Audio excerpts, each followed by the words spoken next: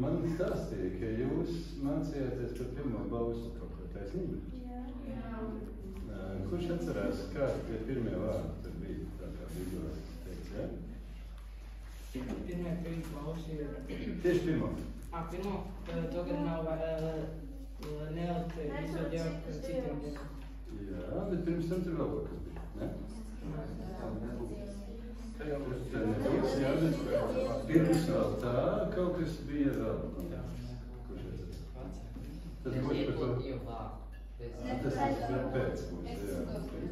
Es esmu tavs Dievs, un jūs lasījāt, kāds Dievs te bija kaut kas vēl pateikts?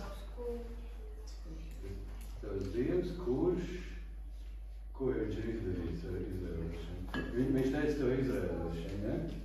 Izvēc no Eģiptes. Tas bija tas, uz ko es vilku. Par to man liecība būs.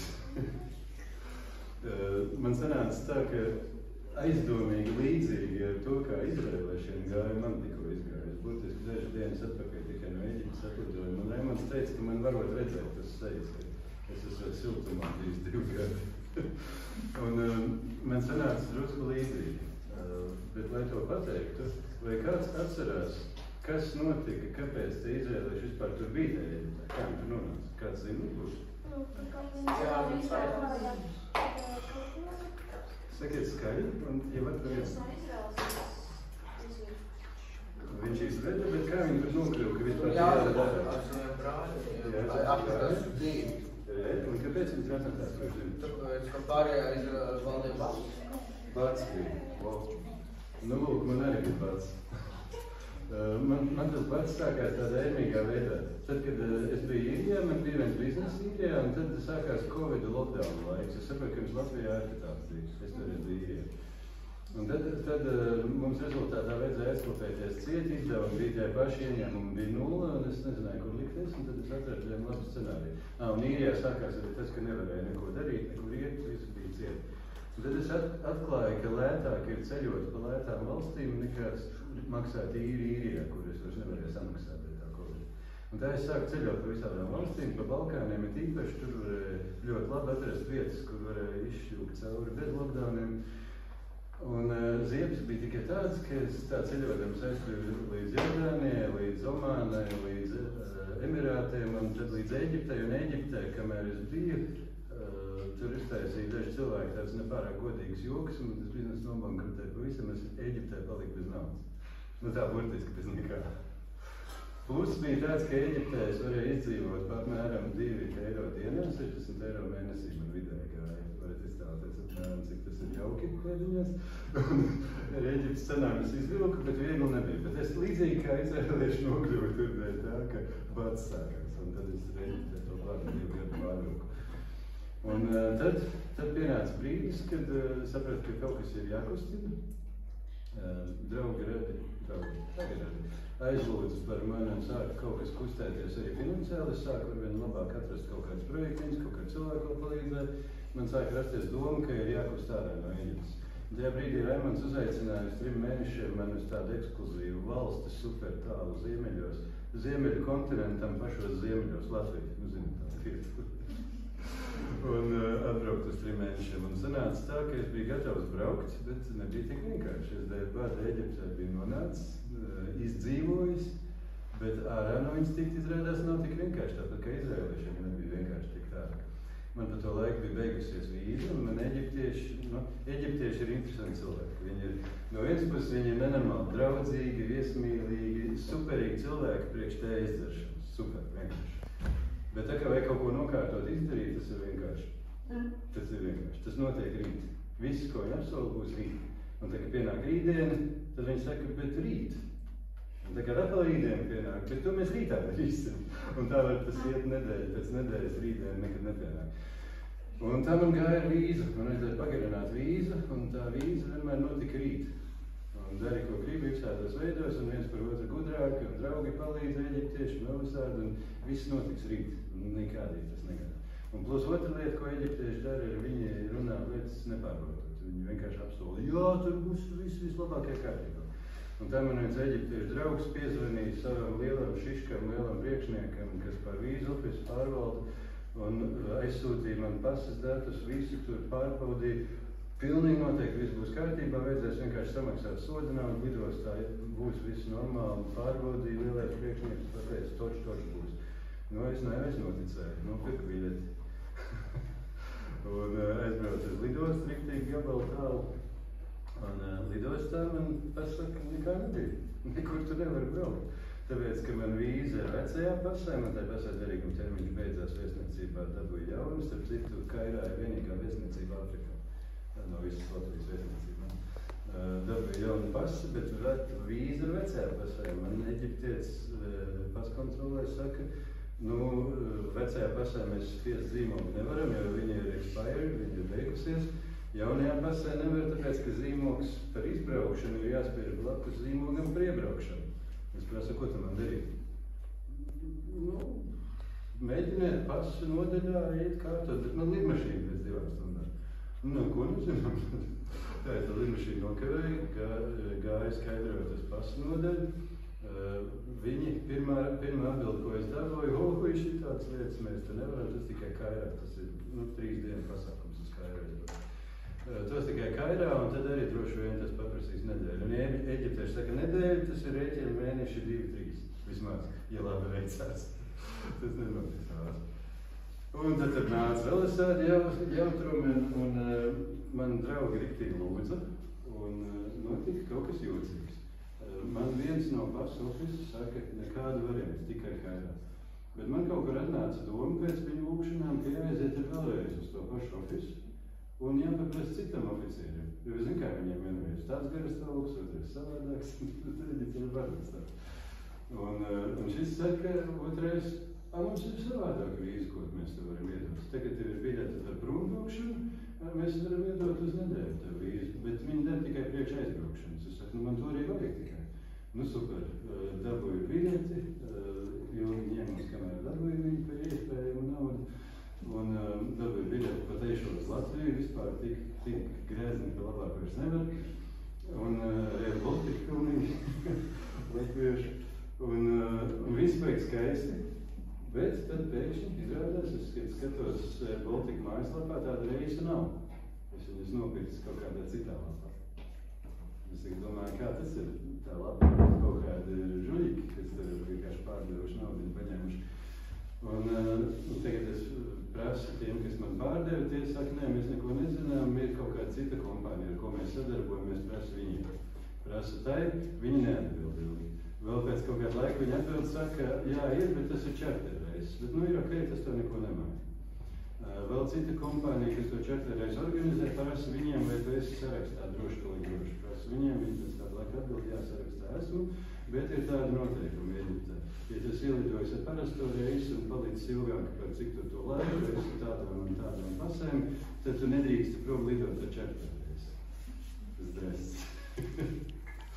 Un man jau tajā brīdī jau sāka likties, ka es nekadā netikšu no turienes. Bet draugi lūdzu vēl vairāk. Tad man bija plāns tāds. Tad tur bija tā, tur bija teorētiski, tas likums ir pretrunīgs. Viens saka, ka nevar lidot, otrs saka, ka var dabūt speciālu atļauju. Bet neviens nezin, kas ir tā speciāla atļauja. Un tajā ofisā, kur kārto vīzes, angliski viņi tā nepārāk. Bet es arābiski arī, tā, tik cik viņi angliski. Un tur nekas daudz nesanāca. Un mēģināju noskaidrot, beigās viņi man to vīzu iespieda pasē, bet es tā arī nezinu, 5 minūtes vēl forši. Paldies. Un es tā arī nezinu, vai es tikšu ar to vīzu laukā, ar to čarterreisu, kurš izrādās ir čarterreisu. Mēģinu noskaidrot, saprast, neko nevar, katrs saka kaut ko citu angliski, vispār neviens daudz nesaprot.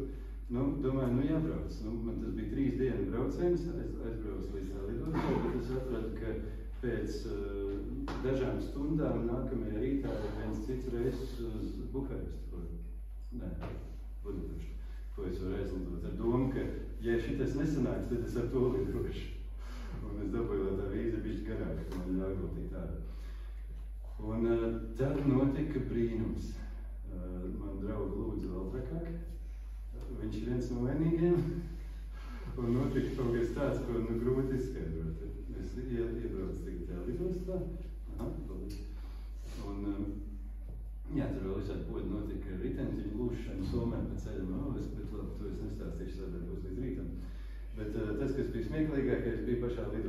nu, pirmais ir eģiptiešu stila drošības pārbaude, kur nekāda drošība tāpat nepārbauda, bet vienkārši tā kompostē smadzenes kaut kādu laiku pārbaudot visas tās lietas, puses salaužot, pēc ceļiem visu izkārbot un tā.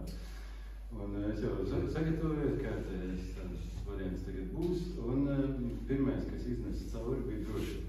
Džeks, kurš pārbaudīja, viņš ieraudzīja, kā sauc electrical tape, izolācijas lenti.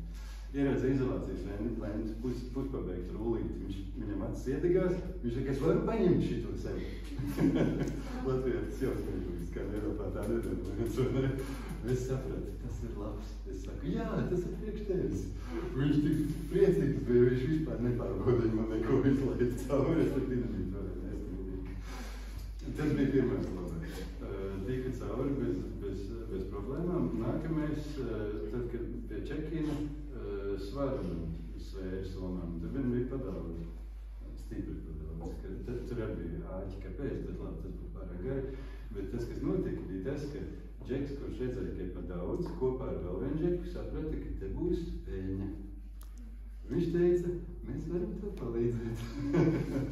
Un viņi tā čemodānu pabīdīja tā, lai pusītis stāv uz apmalas, un rezultātā pusi no svara. Viņš tikai nosvēra, visai sistēmai cauri izlaida, un tad atklājās, ka es esmu atnācis uz Čertelvies ar šito vīzu. Teorētiski mani būtu jāizmet. Un jāpasaka, ka nekur tu nelidos ārā, neģis netiks. Bet viņi jau bija savostījuši, ka būs naudiņi par to, ka ir pārāk smaga soma. Viņi negribēja to naudiņu pazaudēt. Viņi negribēja man mest ārā no lidostas. Un tajā brīdī viņi atsauca vēl vienu Džeku. Tad tie tur runā pa telefonu vēl lielāku priekšnieku, tad viņi aiznes man pasu uz kaut kādu kabinetu, atnāca ar vēl vienu Džeku, vēl kaut kādu priekšnieku, vēl kaut kādu, pēc visu kaut kādu ilgu kaut kā. Viņi atnāca un teica, iesim tālāk. Man nebija jāiet tālāk. Es tur vēl biju pētījis likumus un atradis, man tur nekādiem viņiem nebija jālaiž man cauri. Un šis saka, iesim tālāk. Un tad tikai man viņš izveda cauri visām pārējiem, otram security izveda cauri. Otram izveda cauri security, kur arī man vajadzēja kārtīgi izcirināt, bet man jau šitas Džeks, kas gaidīja naudu. Viņš jau vai šito ātri.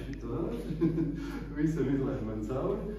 Un tagad, tā kā visam esam izgājuši cauri, nu jau skaidrs, es uz tie vārtiem, viņš ieved man liftā un saka, nu, mums te Ramadāna Karīm, vai tev ir kaut kāda dāvaniņa priekš mums, vai kaut kas tāds. Tad es saprotu, tagad ir jātiek tikai šito Džeku vaļā, jo papīriem jau ir tikts galā, vienkārši jātiek no šito Džeku vaļā. Un tad tas, kas notika, bija tas, ka es biju iemācījies no eģiptiešiem, kā viņi lai čuguni un stāstu visādas stāstus, lai aizpūdētu ausis. Tad es viņam arī, es neko nesaku viņam par to, ka man ir bankas konts, nu, lielākā daļa eģiptieši nav bankas konta, vienkārši kašs kabatā. Es neko nesaku, ka man ir bankas konts, bet es viņam vienkārši no maka vēl ārā papīrišu rādu, nu, man reku šitā ir tas skats. Un tur ir eģiptieši naudiņi kaut kādu 1 eiro vērtībā čupiņa papīrišiem, un to viņš saka, nē, tos viņam neinteresē. Un tad, nu, tur ir daži dolāri kaut kāda, nu, tad nebija baigi daudz, kaut kāda 50 varbūt kopumā man bija. Un es jums stāstu, ka man tur pie drauga būs jābrauc tālāk, ka es Eiropā nokļūšu, Eiropā viss baigi dārgs un tā, nu, taisnība ir. Un viņš tajā brīdī iedegās viņam acis uz 20. Viņš saka, tev 20, ko man būtu baigi labi. Un es biju tik laimīgs, es biju iedot pie 20, Džeks laimīgi tēļot, es arī laimīgs. Man būtu vismaz 80 eiro jāsamaksā par somu pārsvaru. Un visdrīzāk, nu, diezgan garantēti. Viņi man neizlaist cauri, viņi man izmest atpakaļ no lidostas. Man būtu jāpērk otru biļeti, tam būtu arī jāpērk somu pārsvaru. Nu, tas būtu dārgs sanāca. Un šitā te man vienkārši izlaiž viņu cauri. Un, nu, tas bija kaut kāds tāds brīdis, kad es riktīgi redzēju, nu, kad es burtiski tiek un nesis uz cilvēku lūkšanu. Vienkārši cilvēku nes man cauri. Nu, tā, ka tu vienkārši skaties, tam nebija jānotiek nekādīgi. Un tas notika, un tas bija 5 stundas pasēdēt Air Baltica lidmašīnā, kur jau visu uzrakstu bija latviski, ko es nebiju ilgi redzējis tāds kāds, ka kaut kas latviski kaut kur ir. Un piezemējos lietainā Rīgā, un viss vienkārši tikā ātrs. Man vēl 1 minūte palika, kāds grib kaut ko pajautāt vai piebilst? Nu tā, mans kopsavilkums tam būtu tāds, ka kādreiz Dievs Eģipti var lietot galīgi burtiski tad, kad ir bats, lai tiktu cauri badam. Bet esiet gatavi, ka kādreiz, kad tu tiec cauri badam, tev jātiek no tās vietas ārā. Un labā ziņa ir tā, ka Dievs izved. Izrēliešiem tā bija, un man tā bija.